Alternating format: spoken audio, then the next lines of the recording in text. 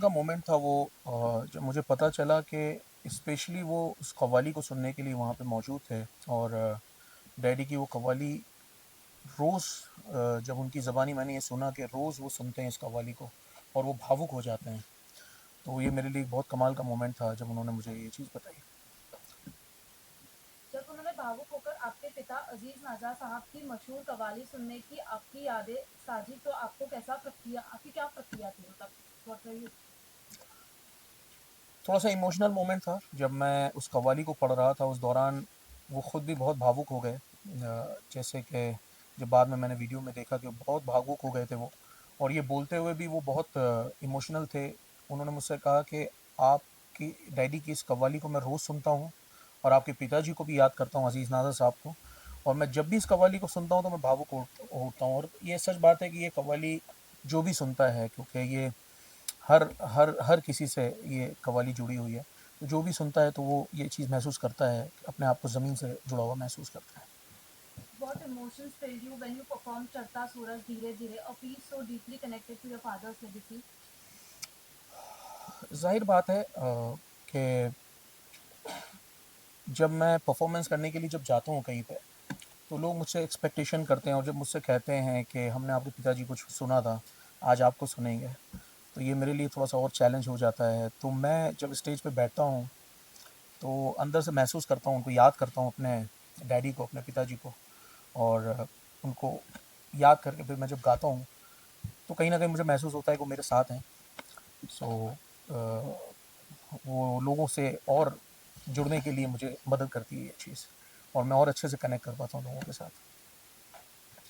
अहमदाबाद में दर्शकों की ऊर्जा और प्रक्रिया आपको प्रस्तुत के दौरान कैसी रही?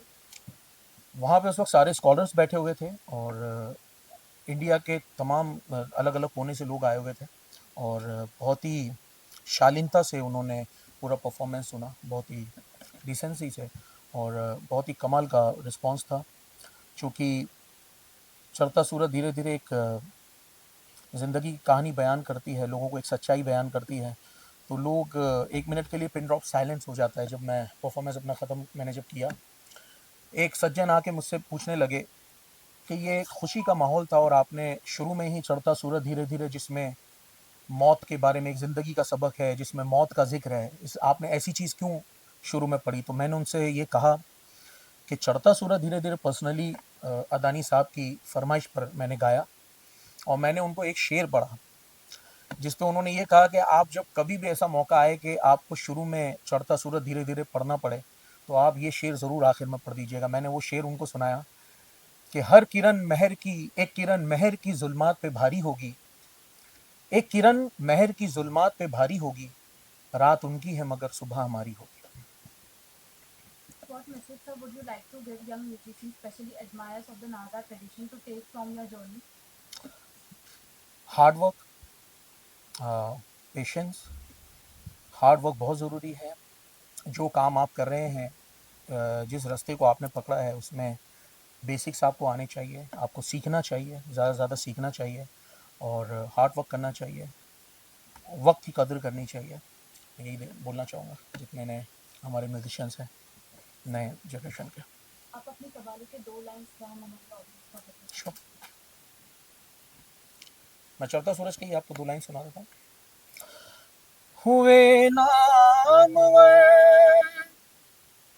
बेनिशान, कैसे कैसे